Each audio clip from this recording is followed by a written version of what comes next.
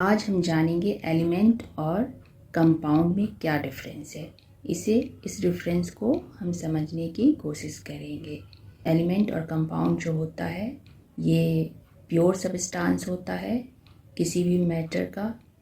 Matter क्या हुआ? Matter जो हमारे पृथ्वी पे जो कुछ भी दिखाई देता है और नहीं दिखाई देता है, जो कोई स्पेस लेता है, जिसका कोई वेट होता है, वो हमारा सभी मैटर है। एलिमेंट और कंपाउंड जो होता है इसके अंदर प्योर मिक्सचर के मैटर आते हैं। तो ये एलिमेंट और कंपाउंड क्या है? ये एलिमेंट जो होता है प्योर सब्सटेंस होता है और इसका जो सबसे छोटा पार्टिकल, सबसे स्मॉल पार्टिकल्स जो होता है वो 1 एटम का होता है, सिंगल एटम का होता है।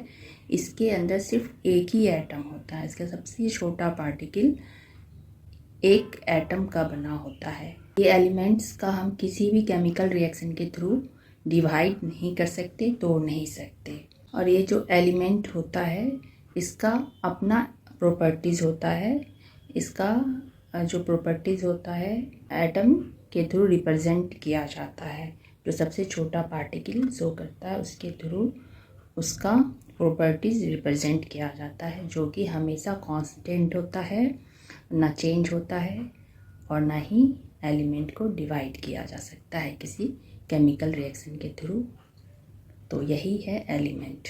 ये जो एलिमेंट होते हैं ये सारे मॉडर्न पीरियोडिक टेबल में मेंशन किए होते हैं। वहाँ पे सारे एलिमेंट्स को दिखाया गया है प्रॉपर्टीज़ के साथ, जो कि हम पीरियोडिक टेबल में उसे बड़ी आसानी से हम एलिमेंट्स के बारे में जान सकते हैं।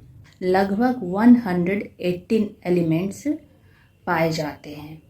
उनमें से करीबन 94 एलिमेंट्स नेचुरल रूप से हमारे पृथ्वी पे पाया जाता है, मिलता है। एलिमेंट्स के कुछ एग्जाम्पल हैं जैसे आयरन, हाइड्रोजन, ऑक्सीजन, सिलिकन। जैसा कि हमारा एलिमेंट सिलिकन है, जैसे नाम उसका सिलिकन हो गया, सिंबॉलिक नेम Si हो गया और इसका एटॉमिक नंबर 14 और atomic weight 20.085। Crystal structure face centre diamond cubic होता है। इलेक्ट्रॉनिक कॉन्फ़िगरेशन इस प्रकार से है और ये सिलिकॉन जो होता है सेमीकंडक्टर होता है।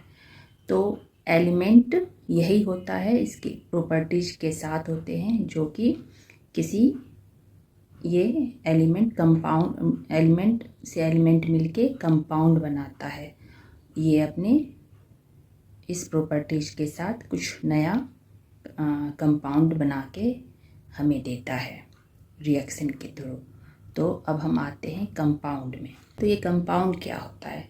कंपाउंड भी हमारा प्योर सब्सटेंस है। कंपाउंड्स जो होता है 2 या 2 से अधिक एलिमेंट से मिलकर बना होता है, जैसे कि हमारा H2O हाइड्रोजन और ऑक्सीजन से मिलकर बना है।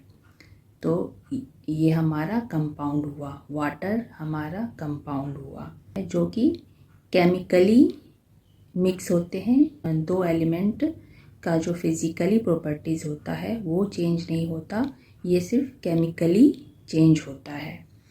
एलिमेंट का जो मिक्सचर होगा वो फिक्स रेशियो में होगा, उसमें कोई चेंज नहीं होगा। तो ये हमारा कंपाउंड है।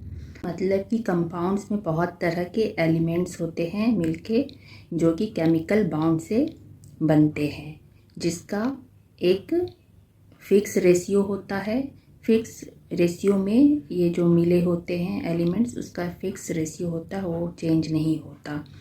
और इसका जो मॉलिक्यूल्स होता है, मॉलिक्यूल्स यानी कंपाउंड का सबसे छोटा पार्टिकल्स, वो भी फिक्स होता है। उसका जो स्ट्रक्चर होता है वो भी सेम होता है। किसी एक कंपाउंड का वो चेंज नहीं होता। जो भी कंपाउंड है उसका मॉलिक्यूल्स का जो स्ट्रक्चर है वो हमेशा सेम होता है। किसी केमिकल मेथड से या रिएक्शन से हम कंपाउंड्स को ब्रेक भी कर सकते हैं। जैसे हमारा H2O है, तो H2O को हम फिर से हाइड्रोजन और ऑक्सीजन में तोड़ सकते हैं। हम कंपाउंड को केमिकल रिएक्शन के थ्रू रिप्रेजेंट कर सकते हैं। कंपाउंड का जो कॉन्स्टिट्यूएंट होता है उसको सिंबॉलिक रूप में प्रेजेंट करते हैं और उसमें जैसे रिएक्शन होता है एक केमिकल रिएक्शन के थ्रू हम उसको दर्शा सकते हैं, दिखा सकते हैं। केमिकल रिएक्शन के थ्रू हम दिखा सकते हैं कि कंपाउंड का सबसे छोटा पार्टिकल्स जो मॉलिक्यूल्स होता है उसमें कितने एटम्स, एलिमेंट्स के कितने एटम्स ऐड किए गए हैं उस मॉलिक्यूल्स में हम शो कर सकते हैं केमिकल रिएक्शन के थ्रू। कंपाउंड का रिएक्शन होता है मेनली 4 टाइप्स का होता है, सिंथेसिस, डिकम्पोजिशन और सिंगल रिप्लेसमेंट और डबल रिप्लेसमेंट, जो इस प्रकार से है। अमोनिया कंपाउंड है, उसमें जो हमारा कैसे उसका केमिकल रिएक्शन होगा जो इस प्रकार से होगा। 3H2 प्लस NH2 रिएक्ट करके बन जाएगा 2NH3 यानी अमोनिया। जैसे कि अमोनिया का कंपाउंड हाइड्रोजन एलिमेंट का 2 एटम और साथ में नाइट्रोजन एलिमेंट का एटम मिलके रिएक्ट करके ये बनाता है अमोनिया NH3। और ऐसे ही इस तरह से ये सब भी मैग्नीशियम कार्बोनेट हो गया कंपाउंड, सोडियम क्लोराइड, ये सब इसी तरह रिएक्ट करके 2 या 2 एलिमेंट से मिलकर ये कंपाउंड बनाते हैं। हम कंपाउंड को केमिकल रिएक्शन के थ्रू रिप्रेजेंट कर सकते हैं कि ये कैसे एलिमेंट से कंपाउंड बना या कोई कंपाउंड और एलिमेंट मिलके एक नया कंपाउंड बना। और जब एलिमेंट से मिलके बनता है, 2 या 2 एलिमेंट से बनके मिलता है तो कॉन्स्टिट्यूएंट होते हैं, उससे नए उसके केमिकल प्रॉपर्टीज़ चेंज हो जाते हैं। वो एक नया मैटर बन जाता है, वो एक नया सब्सटेंस बन जाता है, एक नया कंपाउंड बन जाता है।